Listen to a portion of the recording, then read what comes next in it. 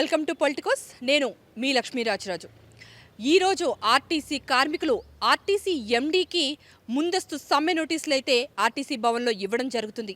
ఎందుకంటే వీరి డిమాండ్లు ఎటువంటివి కూడా పరిష్కారం అవ్వలేదు కాబట్టి ఈ ప్రభుత్వం వారికి ఎటువంటి పరిష్కార మార్గాలు చూపలేదు. సో ఖచ్చితంగా మేము నిరసనకి దిగుతాం, సమ్మెకి దిగుతాం అని అయితే వారు చెప్తున్నారు. ఖచ్చితంగా ఈ మార్చి 24న వారు సమ్మెకు దిగుతారని ఈరోజు ముందస్తు నోటీసులు అయితే ఆర్టీసీ ఎండీకి ఆర్టీసీ భవన్లో ఇవ్వడం జరుగుతుంది. వీరి మెయిన్ డిమాండ్స్ కనుక చూసుకున్నట్టయితే ముందుగా ఆర్టీసీని ప్రభుత్వంలో విలీనం చేయాలని వీరు కోరుకుంటున్నారు. ఎందుకంటే ప్రభుత్వంలో విలీనమైనటువంటి ప్రతి సంస్థకి ప్రభుత్వ పథకాలు కానీ మిగతా ఎటువంటి ఫెసిలిటీస్ ఉన్నా అవన్నీ మిగతా ఎంప్లాయీస్కి అందుతున్నాయి. కానీ ఆర్టీసీ ఎంప్లాయీస్కి ఎటువంటివి కూడా కుదరట్లేదు, అందట్లేదు అని అయితే వారు వాపోతున్నారు. సో ఇదొక్కటే కాదు, ఇంకా మిగతావి చూసుకున్నట్టయితే ఆర్టీసీ భవన్ ఎదుట వీరు బైఠాయించడానికి కూడా వెనుకాడరు అని అయితే ముందుగా చెప్తున్నారు. ఇక నెక్స్ట్ డిమాండ్స్ కనుక చూసుకున్నట్టయితే ఏవైతే 400 కోట్ల నిధులు మహిళా శక్తి పథకం కింద విడుదల చేస్తున్నారో వాటిలో ఎటువంటి కోత కూడా విధించకూడదని అయితే వారు నిర్ణయం తీసుకుంటున్నారు. ఎందుకంటే ఆర్టీసీ మీద ఇప్పటికే చాలా ఎక్కువ అప్పుల బాధ అయితే ఉంది.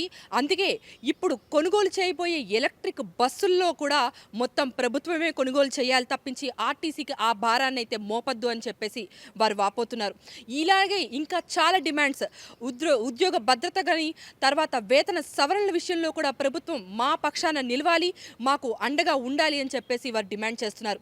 ఇది గత సంవత్సరం మేలోనే చేయాల్సిన అవసరం ఉన్నా కూడా అప్పుడు భారత్ మరియు పాకిస్తాన్ మధ్య ఆపరేషన్ సింధూర్ కారణంగా వారు దేశ భద్రత దృష్ట్యా వారి సమ్మెనైతే వాయిదా వేసుకోవడం జరిగింది. కావున వారి 10 నెలలు ఉపేక్షించి ఈ ప్రభుత్వం ఏదైనా వారికి పరిష్కారం చూపిస్తుందేమో అని చాలా ఆశాభావంతో ఉన్నారు. కానీ వారి ఆశల మీద చాలా నీళ్లు జల్లినట్టు అయినటువంటి ఈ ప్రభుత్వం గురించి ఎలాగైనా ఎండగట్టాలన్న ఉద్దేశంతో వారు ఈ నెల 24న ముందస్తు సమ్మె నోటీసులు అయితే ఈరోజు ఇవ్వడం జరుగుతుంది.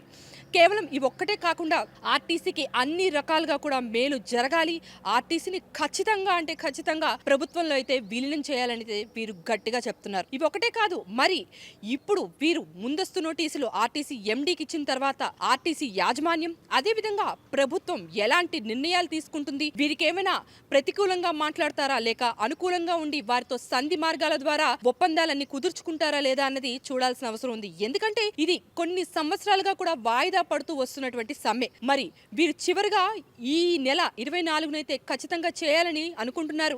మరి ఈ సమ్మె వాయిదా పడుతుందా లేదా ఈ రోజు పరిష్కార మార్గాల ద్వారా సంధి మార్గాల ద్వారా కుదురుస్తుందా అన్నది చూడాల్సిన అవసరం ఉంది. Please subscribe to the channel and download the Politicos app from the links in the description.